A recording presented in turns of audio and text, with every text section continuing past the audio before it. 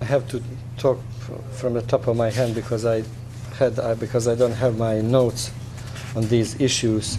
But yes, we did receive a lot of documents, and yes, there are some metadata included into the EDS system. We informed the prosecutor's office today about the percentage of missing metadata we found by now. But I think that Ms. Stewart promised that everything should be cured in the near future. But that's why we need tomorrow afternoon's meeting to understand the point where we are at this moment. If I understand the parties well, they are so confident that the progress made until now is of such significance that you would not urge us to immediately come with this decision next week, and that you'd rather report to the chamber somewhere in the course of next week whether you still need a decision to resolve the matter, and if so, on what outstanding issues. Is that a kind of an understanding which you could agree with? Yes, Your Honor, and we will definitely inform Your Honors about the progress we made at the beginning of the next week. Your Honor, if I can provide one more piece of information. One of the big issues that was raised was Mr. Mladic's access himself to the material. I asked one of my staff to make an inquiry with the detention unit, and it appears that there is no obstacle to him having full access to the EDS from the detention unit. It's simply a matter of it being requested by Mr. Lukic. So I think that is one of the large issues that is easily solved at this stage. Actually, we have already asked for that kind of access that Mr. Mladic could have, and I don't think that we received the response. So I don't know. I was not informed about the OTP informing on the same matter by now. Well, perhaps you sit together with a cup of tea after this status conference and find out together whether the fact that you have not received a response in any way indicates that there's any doubt as to the accuracy of the information Mr. Groom has. We don't have any doubts, of course, but no. we were just not only informed about it. No, not about Mr. Groom, but perhaps about. Could you include this information and perhaps in the information you'll provide to the chamber early next week, anyhow? Definitely, Your Honor. Yes. Thank you. Thank you very much for that, Mr. Lukic.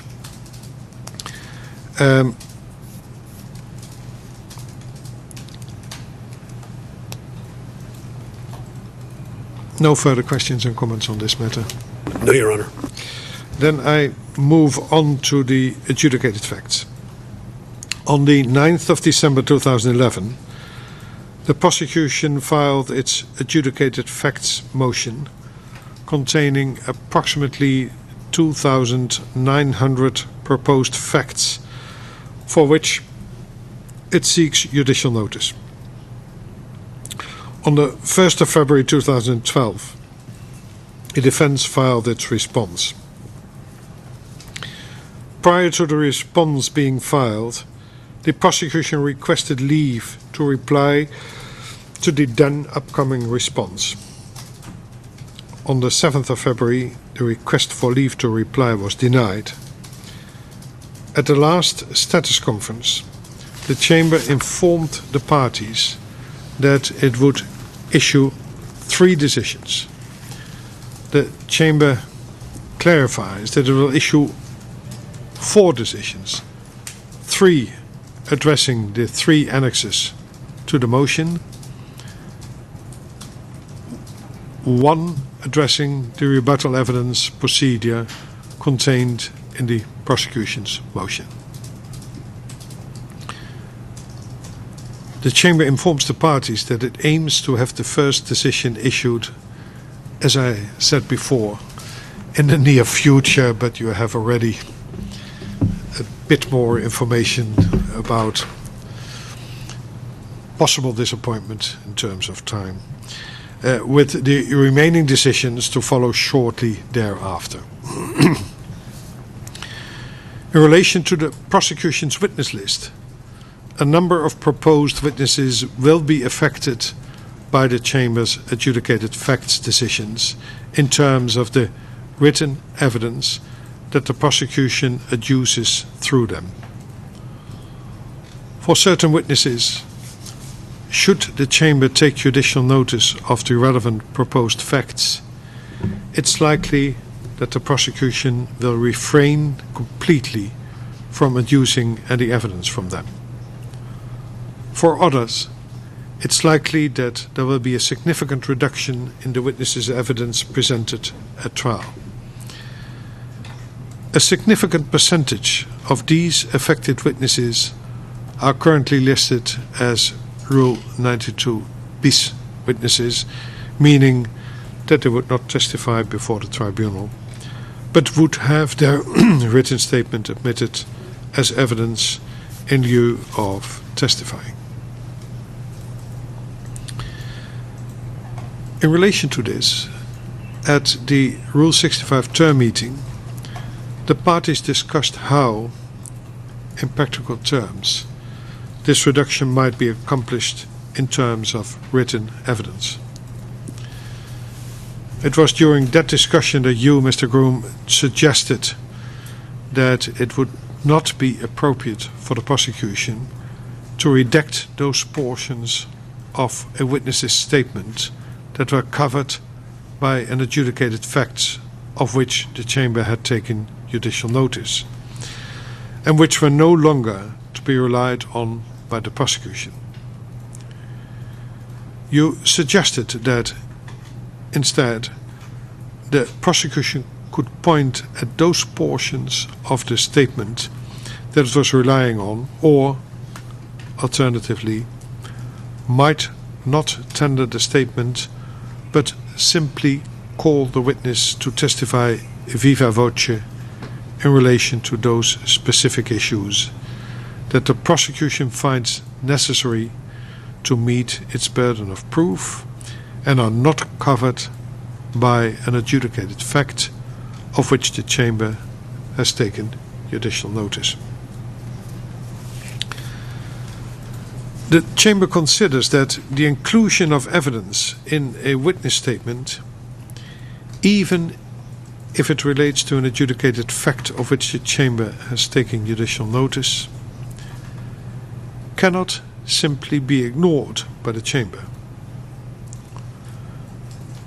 Further, there is a certain illogic to tendering and admitting evidence that is expressly identified to the admitting authority, that is the Chamber, as not to be relied on by the tendering party, here the prosecution.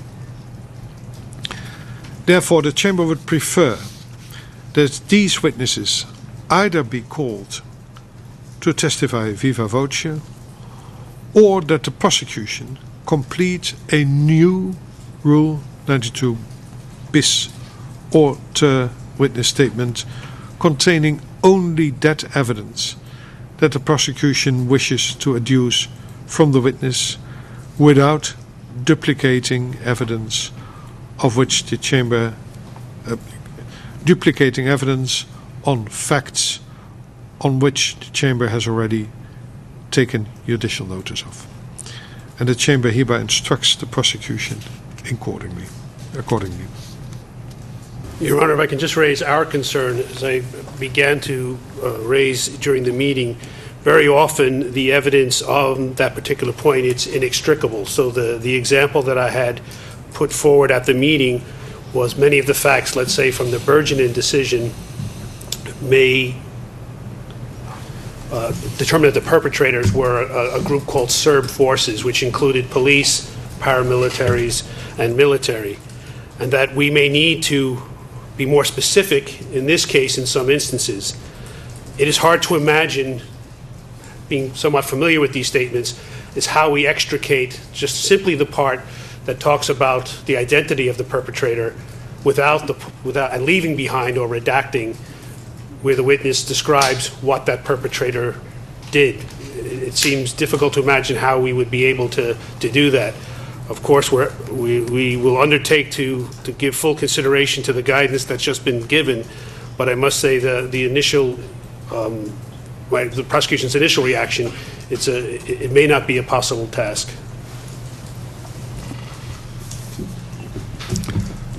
Thank you for this comment.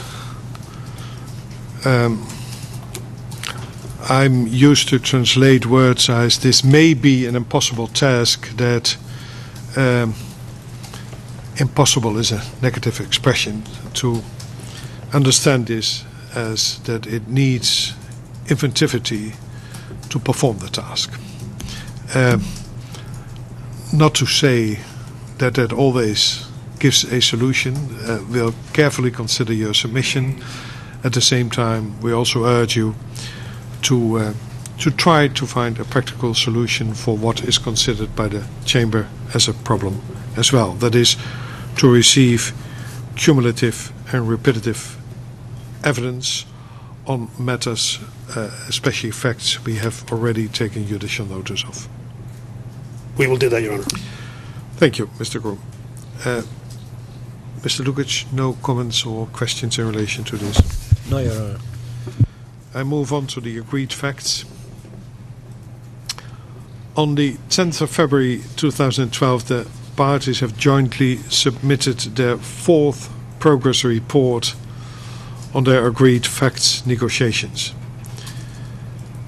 The parties informed the Chamber that no agreement had been reached since the filing of their last report, but that negotiations had been ongoing with regard to specific areas where the parties could possibly find agreement.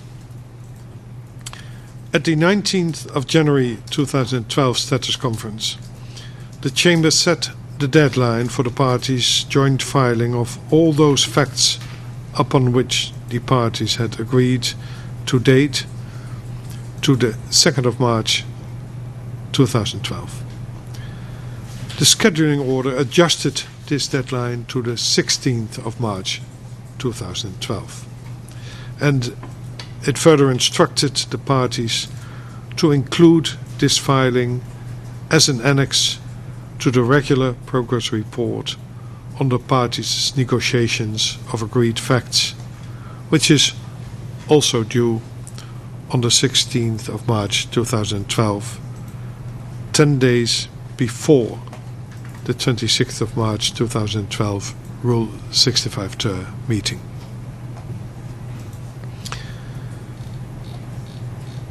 The Chamber would like to remind the parties that it expects them to limit their presentation of evidence to those matters truly in dispute.